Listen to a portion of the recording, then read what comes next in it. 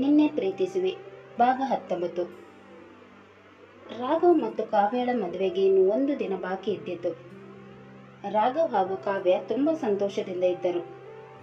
ಕಾವ್ಯಳಿಗೆ ಬಳೆ ತೊಡಿಸುವ ಶಾಸ್ತ್ರವನ್ನು ಮುಗಿಸಿ ರಾತ್ರಿ ಮದರಂಗಿ ಶಾಸ್ತ್ರವನ್ನು ಮಾಡುತ್ತಿದ್ದರು.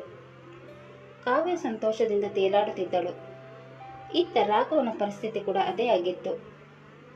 ಮದರಂಗಿ ಶಾಸ್ತ್ರ ಆದಮೇಲೆ ರಾಘವ್ ಒಂದು ಸಲ ಛಾಯಾ ಹೇಳಿದ ಮಾತನ್ನು ನೆನಪಿಸಿಕೊಂಡನು. ಈ ಛಾಯಾ ಮತ್ತೇನಾದ್ರೂ ಕಿತಾಪತಿ ಮಾಡದಿದ್ರೆ ಸಾಕು. ಕಾವೇಳಿಗೆ ಕಾಲ್ ಮಾಡಿ ಮದುವೆ ನಿಲ್ಲಿಸುವ ಕೆಲಸ ಮಾಡಿದ್ದಾಳಂದ್ರೆ ಅವಳು ಸುಮ್ಮನೆ ಕೂರುವಳಂತೂ ಅಲ್ಲ. ಅವಳನ್ನು ಮದುವೆಗೆ ಕರೆದಿದ್ದೇ ತಪ್ಪಾಯ್ತು. ಮದುವೆಗೆ ಬಂದು ಏನಾದರೂ ಅನಾಹುತ ಮಾಡಿದ್ರೆ ಕಷ್ಟ ಅಂತ ಅಂದುಕೊಳ್ಳುತ್ತಿರಬೇಕಾದರೆ ಅವನ ಹತ್ತಿರ ಬಂದ ಶಶಾಂಕ್, ಏನಾಯ್ತು ರಾಘವ್, ನಾಳೆ ಮದುವೆ ಇಟ್ಕೊಂಡು ಏನು ಯೋಚನೆ ಮಾಡ್ತಾ ಇದೆಯಾ? ಏನಿಲ್ಲ ಶಶಾಂಕ್, ಛಾಯಾಳ ಬಗ್ಗೆ ಯೋಚನೆ ಮಾಡ್ತಾ ಇದ್ದೀನಿ. ಈ ಒಳ್ಳೆಯ ಗಳಿಗೆಯಲ್ಲಿ ಅವಳನ್ನು ಯಾಕೆ ನೆನಪು ಮಾಡಿಕೊಳ್ಬೇಕು ಅಂತ ಹೇಳಿದಾಗ ರಾಘವ್ ಶಶಾಂಕನಿಗೆ ಛಾಯಾ ಕಾವೇಳಿಗೆ ಕಾಲ್ ಮಾಡಿದ್ದ ವಿಷಯವನ್ನು ತಿಳಿಸಿದನು. ಹಾಗೂ ಛಾಯಾ ತನಗೆ ಪ್ರಪೋಸ್ ಮಾಡಿದ್ದನ್ನು ಕೂಡ ತಿಳಿಸಿದನು. ಇದನ್ನು ಕೇಳಿಸಿಕೊಂಡ ಶಶಾಂಕ್ ಅವನನ್ನು ಸಮಾಧಾನ ಮಾಡುತ್ತಾ, ನೀನೇನು ಚಿಂತೆ ಮಾಡಬೇಡ, ನಾನಿದ್ದೀನಲ್ವಾ, ಅವಳು ನಿನ್ನ ತಂಟೆಗೆ ಬರುತ್ತಾರೆ, ನಾನು ನೋಡ್ಕೊಳ್ತೀನಿ. ನೀನು ಅವಳನ್ನು ನೆನಪು ಮಾಡಿಕೊಂಡು ನಿನ್ನ ಮೂಡು ಹಾಳು ಮಾಡ್ಕೋಬೇಡ. ಇವತ್ತು ಮತ್ತು ನಾಳೆ ನಿನ್ನ ಜೀವನದ ಸುಂದರವಾದ ದಿನಗಳು, ಅದನ್ನು ಅವಳಿಂದಾಗಿ ಕಳೆದುಕೊಳ್ಬೇಡ. ನಾಳೆ ಮದುವೆ ಇದೆ, ಈಗ ಆರಾಮಾಗಿ ಮಲ್ಕೋ. ನಿನ್ಗೆ ಯಾವ ರೀತಿಯ ತೊಂದರೆ ಆಗದಂತೆ ಈ ನಿನ್ನ ಗೆಳೆ ನೋಡ್ಕೊತಾನೆ. ನನ್ನ ಜೀವ ಒತ್ತಿ ಇಟ್ಟಾದ್ರೂ ನಿನ್ನ ರಕ್ಷಿಸ್ತೀನಿ, ಸರಿನಾ? ಜೀವದ ಬಗ್ಗೆ ಎಲ್ಲ ಯಾಕೆ ಮಾತಾಡ್ತೀಯ? ನೀನು ಯಾವಾಗಲೂ ಚೆನ್ನಾಗಿರ್ಬೇಕು, ಅದೇ ನನ್ನ ಆಸೆ. ನಿನ್ನ ಋಣ ನನ್ನ ಮೇಲೆ ತುಂಬಾ ಇದೆ. ಆ ಋಣನ ನಾನು ಯಾವತ್ತೂ ತೀರಿಸ್ತಾನೋ ನನಗೆ ಗೊತ್ತಿಲ್ಲ. ನನ್ನ ಜೀವದ ಗೆಳೆಯ ನೀನು. ನಿನಗೇನಾದರೂ ಆದರೆ ನಾನು ಸಹಿಸ್ಕೊಳ್ಳಲ್ಲ. ಇನ್ನೊಂದ್ಸಲ ಜೀವ ಒತ್ತಿ ಇಡೋ ಮಾತೆಲ್ಲ ಆಡಬೇಡ, ನನಗೆ ಇಷ್ಟ ಆಗಲ್ಲ. ಆಯ್ತು ಕಣೋ, ಇನ್ಮೇಲೆ ಆ ಥರದ ಯಾವ ಮಾತು ಕೂಡ ಆಡಲ್ಲ. ಆದರೆ ಈಗ ಮಾತ್ರ ನೀನು ಆರಾಮಾಗಿ ಮಲ್ಕೋಬೇಕು, ಸರಿನಾ? ಆಯಿತು, ನಿನ್ನ ಮಾತನ್ನು ಮಾತ್ರ ನಾನು ಯಾವತ್ತೂ ಮೀರಲ್ಲ. ನಾನು ಮಲ್ಕೋತೀನಿ, ನೀನು ಕೂಡ ನನ್ನ ಜೊತೆನೇ ನನ್ನ ರೂಮಲ್ಲಿ ಮಲ್ಕೋಬೇಕು. ಸರಿ ಆಯಿತು ಅಂತ ಇಬ್ಬರು ಗೆಳೆಯರು ಹರಟೆ ಹೊಡೆಯುತ್ತಾ ಒಂದೇ ರೂಮಲ್ಲಿ ಮಲಗಿಕೊಂಡರು. ಮದರಂಗಿ ಶಾಸ್ತ್ರ ಎಲ್ಲ ಮುಗಿದ ಮೇಲೆ ಕಾವ್ಯ ತನ್ನ ರೂಮಿಗೆ ಬಂದು ಮಲಗಿಕೊಂಡಳು. ಅವಳ ಮನಸ್ಸಲ್ಲೆಲ್ಲ ರಾಘವನೇ ತುಂಬಿಕೊಂಡಿದ್ದನು. ನಿದ್ದೆ ಮಾಡಬೇಕು ಅಂತ ಅಂದುಕೊಂಡರೂ ಅವಳಿಗೆ ನಿದ್ದೆ ಹತ್ತಲಿಲ್ಲ. ನಾಳೆ ರಾಘವನ ಜೊತೆ ನನ್ನ ಮದುವೆ ಆಗ್ತಾ ಇದೆ, ನನಗಾಗ್ತಿರೋ ಖುಷಿಯನ್ನು ತಡೆದುಕೊಳ್ಳೋಕ್ಕಾಗ್ತಾ ಇಲ್ಲ ಅಂತ ಖುಷಿ ಪಡುತ್ತಾ ಆ ಕಡೆ ಈ ಕಡೆ ಹೊರಳಾಡಿ ಕೊನೆಗೆ ನಿದ್ರೆಯು ಅವಳನ್ನು ಆವರಿಸಿಕೊಂಡು ಬಿಟ್ಟಿತು. ಬೆಳಿಗ್ಗೆ ಎದ್ದ ಛಾಯೆಳ ಮನಸ್ಥಿತಿ ಸರಿ ಇರಲಿಲ್ಲ. ರಾತ್ರಿ ಸರಿಯಾಗಿ ನಿದ್ದೆ ಇಲ್ಲದೆ ಅವಳ ಕಣ್ಣೆಲ್ಲ ಊದಿಕೊಂಡಿತ್ತು. ರಾಘವ್ ಹಾಗೂ ಕಾವ್ಯಳ ಮದುವೆಯನ್ನು ಹೇಗೆ ನಿಲ್ಲಿಸಬೇಕೆಂದು ರಾತ್ರಿಯೆಲ್ಲ ಯೋಚನೆ ಮಾಡುತ್ತಿದ್ದಳು.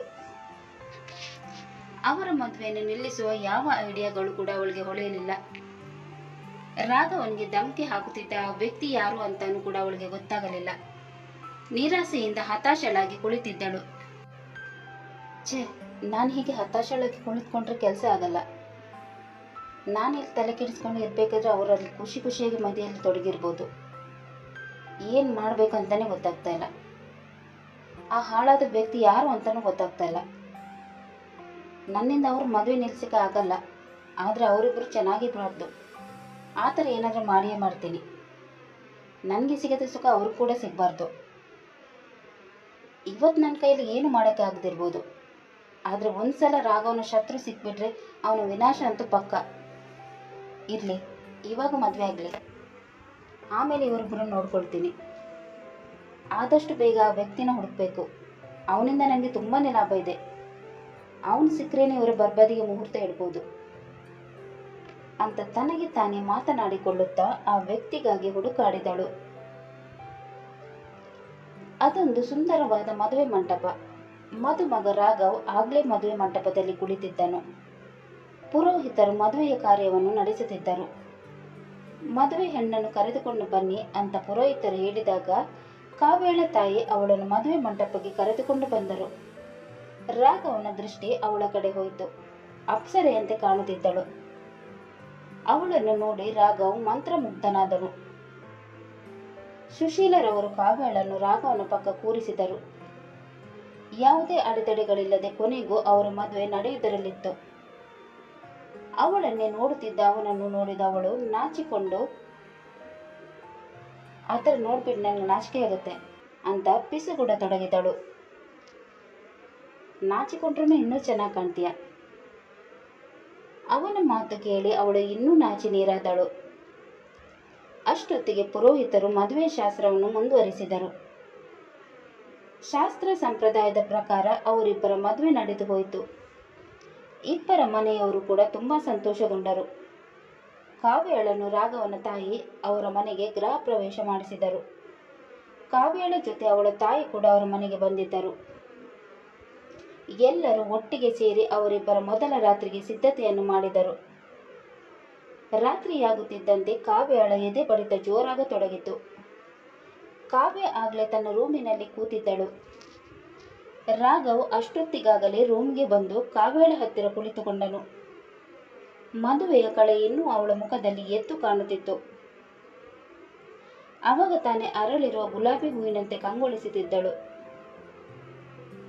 ರಾಘವ್ ಅವಳ ಸೌಂದರ್ಯವನ್ನು ಕಣ್ಣಲ್ಲಿ ಸೆರೆ ಹಿಡಿಯುತ್ತಿದ್ದನು. ಬಿಟ್ಟ ಕಣ್ಣುಗಳಿಂದ ಅವಳನ್ನೇ ನೋಡತೊಡಗಿದನು. ಅವಳ ಕೈ ಹಿಡಿದು, ಯಾಕೆ ನನಗೆ ಇಷ್ಟೊಂದು ಹುಚ್ಚಿ ಹಿಡಿಸ್ತಾ ಇದೆಯಾ? ನಿನ್ನನ್ನು ನೋಡಿದ್ರೆ ನೋಡ್ತಾನೆ ಇರಬೇಕಂತ ಅನಿಸ್ತಾ ಇದೆ. ಈ ನಿನ್ನ ಬಟ್ಟಲು ಕಣ್ಗಳು, ಈ ನಿನ್ನ ಕೆಂದುಟಿಗಳು ನನ್ನ ಮನಸ್ಸನ್ನು ಕೆಡಿಸ್ತಾ ಇದೆ.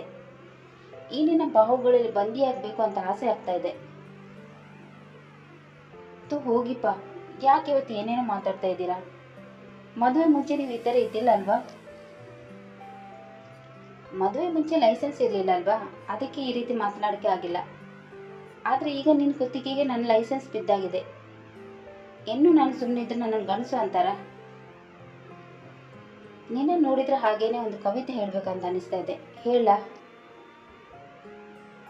ಹೇಳಿ. ಬೇಡ ಅಂದರೆ ನೀವು ಬಿಡ್ತೀರಾ? ಅವಳ ಮಾತಿಗೆ ಓಗೊಟ್ಟು ಅವನು ಕವಿತೆ ಹೇಳತೊಡಗಿದನು. ಈ ಕಡು ಹುಣ್ಣಿಮೆ ರಾತ್ರಿಯಲ್ಲಿ ನನ್ನೊಂದಿಗೆ ನೀನು, ನಿನ್ನೊಂದಿಗೆ ನಾನು, ಈ ತಂಪಾದ ಗಾಳಿ ಮನದಾಳದ ಮಾತು ಎಲ್ಲವೂ ನಿನಗಾಗಿಯೇ ಸಖಿ. ಈ ಕಡು ಹುಣ್ಣಿಮೆ ರಾತ್ರಿಯಲ್ಲಿ ನನ್ನೊಂದಿಗೆ ನೀನು, ನಿನ್ನೊಂದಿಗೆ ನಾನು, ಈ ತಂಪಾದ ಗಾಳಿ ಮನದಾಳದ ಮಾತು ಎಲ್ಲವೂ ನಿನಗಾಗಿಯೇ ಸಖಿ. ಈ ನಿನ್ನ ನವಿರಾದ ಕೆನ್ನೆಯ ಮುದ್ದಾಡುವ ಆಸೆ ಈ ಮನಕ್ಕೆ, ನಿನ್ನ ಈ ಮುಂಗುರುಳನ್ನು ಸರಿಸಿ ಕಣ್ಣಲ್ಲಿ ಕಣ್ಣಿಟ್ಟು ನೋಡುವ ಆಸೆ ನನಗೆ. ಕೊಡಲೇನು ಸಿಹಿ ಮುತ್ತೊಂದನ್ನು ನಿನಗೆ, ಕೊಡಲೇನು ಸಿಹಿ ಮುತ್ತೊಂದನ್ನು ನಿನಗೆ. ನಿನ್ನ ಈ ಕಣ್ಣೋಟದಿಂದ ನಶೆ ಏರಿದೆ ನನ್ನಲ್ಲಿ ಸಖಿ, ನಿನ್ನ ಈ ನಗುವಿನಿಂದ ನನ್ನನ್ನು ಕೊಲ್ಲಬೇಡ ಪ್ರಾಣ ಸಖಿ. ಈ ಹೃದಯದ ರಥದಲ್ಲಿ ನಿನ್ನ ಪ್ರೀತಿಯನ್ನು ಕೂರಿಸಿ ಸುತ್ತಾಡಿಸುವೆ, ಈ ರಥ ಬೀದಿಯಲ್ಲಿ ನಮ್ಮಿಬ್ಬರ ಪ್ರೀತಿಗೆ ಮಾತ್ರ ಅವಕಾಶ ಮಾಡಿಕೊಡುವೆ, ಈ ರಥ ಬೀದಿಯಲ್ಲಿ ನಮ್ಮಿಬ್ಬರ ಪ್ರೀತಿಗೆ ಮಾತ್ರ ಅವಕಾಶ ಮಾಡಿಕೊಡುವೆ. ಕವಿತೆ ಕೇಳಿ ಅವಳು ತೀರಾ ನಾಚಿಕೊಂಡಳು. ಅವಳನ್ನು ತನ್ನ ಹತ್ತಿರ ಎಳೆದುಕೊಂಡು ತನ್ನ ತೋಳುಗಳಲ್ಲಿ ಬಂಧಿಸಿದನು. ಅವಳು ನವಿರಾಗಿ ಕಂಪಿಸತೊಡಗಿದಳು. ಅವನು ಅವಳ ಮುಖವನ್ನು ತನ್ನ ಬೊಗಸೆಯಲ್ಲಿ ಹಿಡಿದು ಅವಳ ಹಣೆ, ಕೆನ್ನೆ ಮತ್ತು ಗಲ್ಲಕ್ಕೆ ಮುತ್ತು ನೀಡಿದನು. ನಡುಗುತ್ತಿದ್ದ ಅವಳ ಕೈಯನ್ನು ಗಟ್ಟಿಯಾಗಿ ಹಿಡಿದು, ನಾನು ಜೊತೆಗಿರ್ಬೇಕಾದ್ರೆ ಯಾಕೆ ನಿನಗೆ ಭಯ? ನೀನು ಪ್ರೀತಿಸಿದ ರಾಘವ್ ನಿನ್ನ ಜೊತೆಗಿದ್ದಾನೆ. ಯಾಕೆ ನಿನಗೆ ನನ್ನ ಸನಿಹ ಇಷ್ಟ ಆಗ್ತಾ ಇಲ್ವಾ? ನಿನಗೆ ಇಷ್ಟ ಇಲ್ಲ ಅಂದರೆ ನಾನು ಸೋಫಾದಲ್ಲಿ ಮಲ್ಕೋತೀನಿ ಅಂತ ಅಂದು ಅಲ್ಲಿಂದ ಎತ್ತಿ ಇಡಲು ಹೋದನು. ಆಗ ಅವಳು ಅವನನ್ನು ಗಟ್ಟಿಯಾಗಿ ತಬ್ಬಿಕೊಂಡಳು. ನನ್ನನ್ನು ಬಿಟ್ಟು ಎಲ್ಲೂ ಹೋಗ್ಬೇಡಿ. ಮೊದಲ ಸಲ ನೀವೆಷ್ಟು ಸನಿಹದಲ್ಲಿ ಇದ್ದೀರಲ್ವ, ಅದಕ್ಕೆ ಸ್ವಲ್ಪ ಭಯ ಆಯಿತು. ನೀವು ನನ್ನ ಜೊತೆನೇ ಇದ್ದರೆ ನನಗೆ ಕೂಡ ಖುಷಿನೇ. ಯಾಕೋ ಸ್ವಲ್ಪ ನರ್ವಸ್ ಆದ ಅಷ್ಟೇ. ನಿಮ್ಮ ಈ ಸನಿಹ ನನಗೆ ತುಂಬಾ ಇಷ್ಟ ಆಯಿತು. ನಿಮ್ಮನ್ನು ಬಿಟ್ಟು ದೂರ ಅಂತೂ ನಾನು ಯಾವತ್ತೂ ಹೋಗಲ್ಲ ಅಂತ ಹೇಳಿ ಅವನ ಮುಖ ಪೂರ್ತಿ ಮುತ್ತು ಕೊಡತೊಡಗಿದಳು.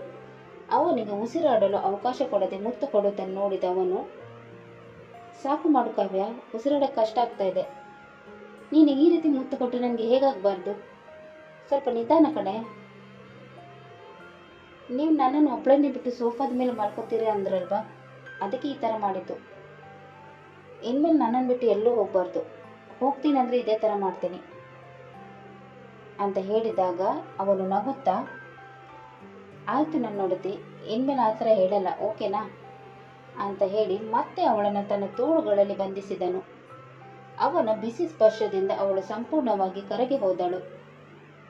ಅವನ ಬಿಸಿ ಅಪ್ಪುಗೆಯಲ್ಲಿ ತನ್ನನ್ನು ಸಂಪೂರ್ಣವಾಗಿ ಅವನಿಗೆ ಒಪ್ಪಿಸಿದಳು. ಸ್ವಲ್ಪ ಹೊತ್ತಿನ ನಂತರ ಇಬ್ಬರಿಗೂ ನಿದ್ರಾ ದೇವತೆ ಆವರಿಸಿಕೊಂಡು ಬಿಟ್ಟಳು. ರಾತ್ರಿ ಲೇಟಾಗಿ ಮಲಗಿದ್ದ ಇಬ್ಬರಿಗೂ ಬೆಳಿಗ್ಗೆ ಬೇಗನೆ ಎಚ್ಚರವಾಗಲಿಲ್ಲ. ಕೋಳಿ ಕೂಗುವ ಸದ್ದು ಕೇಳಿ ಕಾವ್ಯ ಒಂದೇ ಸಮನೆ ಎದ್ದು ಕುಳಿತಳು. ಗಂಟೆ ಆಗಲೇ 6:30 ಆಗಿತ್ತು. ಅಯ್ಯೋ, ಇದೇನಾಯ್ತು? ಗಂಡನ ಮನೆಯಲ್ಲಿ ಮೊದಲ ದಿನವೇ ಈ ರೀತಿ ಲೇಟಾಗಿ ಎದ್ರೆ ಅತ್ತೆ ಏನಂದ್ಕೊಳ್ತಾರೆ ಏನೋ. ಬೇಗ ಫ್ರೆಶ್ ಆಗಿ ಬಂದು ಅಡುಗೆ ಮನೆಗೆ ಹೋಗ್ಬೇಕು ಅಂತ ತನಗೆ ತಾನೇ ಹೇಳಿಕೊಂಡು ಫ್ರೆಶ್ ಆಗಲು ಹೋದಳು. ಫ್ರೆಶ್ ಆಗಿ ಬಂದ ಕಾವ್ಯ ತನ್ನ ಒದ್ದೆ ಕೂದಲನ್ನು ಟವಲಲ್ಲಿ ಒರೆಸುತ್ತಿದ್ದಳು. ಹೇರ್ ಪಿನ್ಗಾಗಿ ಹುಡುಕಾಡಿದಳು. ಹೇರ್ ಪಿನ್ ರಾಘವನ ಪಕ್ಕದಲ್ಲಿತ್ತು. ಅದನ್ನು ತೆಗೆಯಲು ರಾಘವನ ಹತ್ತಿರ ಹೋದಾಗ ಅವಳ ಕೂದಲಲ್ಲಿ ತೊಟ್ಟುಕುತ್ತಿದ್ದ ನೀರು ರಾಘವನ ಕೆನ್ನೆಗೆ ಬಿದ್ದಾಗ ಅವನಿಗೆ ಎಚ್ಚರವಾಗಿ ಅವಳನ್ನೇ ನೋಡತೊಡಗಿದನು. ಅವಳ ಸೌಂದರ್ಯ ಅವನ ಕಣ್ಣು ಕುಕ್ಕುತ್ತಿತ್ತು. ಅವಳನ್ನು ತನ್ನ ಹತ್ತಿರ ಎಳೆದುಕೊಂಡು, ಯಾಕೆ ಎಷ್ಟು ಬೇಗ ಎದ್ಬಿಟ್ಟೆ? ಬಾ, ಇನ್ನೂ ಸ್ವಲ್ಪ ಮಲ್ಕೊಳ್ವೆಂತೆ. ಅಯ್ಯೋ ಬಿಡ್ರಿ, ನಾನು ಸ್ನಾನ ಮಾಡಿ ಬಂದಾಯ್ತು. ಮೊದಲೇ ಲೇಟ್ ಆಗಿದೆ, ಅತ್ತೆ ಏನಂದ್ಕೊಳ್ತಾರೆ ಏನೋ. ಅಮ್ಮ ಏನೂ ಅಂದ್ಕೊಳ್ಳಲ್ಲ ಚಿನ್ನ, ಒಂದು ಮುತ್ತಾದ್ರೂ ಕೊಟ್ಟು ಹೋಗು. ಸದಾಶಿವನಿಗೆ ಒಂದೇ ಧ್ಯಾನಂತೆ, ಹಾಗೆ ನಿಮಗೆ ಬರೀ ಮುತ್ತದ್ದೇ ಧ್ಯಾನ ಅಂತ ಅಂದು ಅವರ ಕೆನ್ನೆಗೆ ಮುತ್ತು ಕೊಟ್ಟು ಕೂದಲಿಗೆ ಪಿನ್ ಹಾಕಿ ಅಡುಗೆ ಮನೆಗೆ ಹೋದಳು. ರಾಘವ್ ಅವಳು ಕೊಟ್ಟ ಮುತ್ತನ್ನು ಆನಂದಿಸುತ್ತಾ ಮತ್ತೆ ರಗ್ಗು ಹೊದ್ದು ಮಲಗಿಕೊಂಡನು.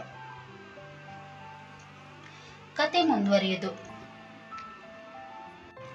ಸುಖಿ ಸಂಸಾರಕ್ಕೆ ಯಾರ್ಯಾರ ಕೆಟ್ಟ ಕಣ್ಣುಗಳು ಬೀಳುತ್ತೋ ಅನ್ನೋದನ್ನು ತಿಳಿಯಲು ಮುಂದಿನ ಸಂಚಿಕೆಗಾಗಿ ಕಾಯೋಣ. ಅಲ್ಲಿ ತನಕ ಈ ಕತೆ ನಿಮಗೆ ಇಷ್ಟವಾದಲ್ಲಿ ಲೈಕ್ ಮಾಡಿ, ಶೇರ್ ಮಾಡಿ ಮತ್ತು ಸಬ್ಸ್ಕ್ರೈಬ್ ಮಾಡೋದನ್ನು ಮಾತ್ರ ಮರಿಬೇಡಿ. ಧನ್ಯವಾದಗಳು.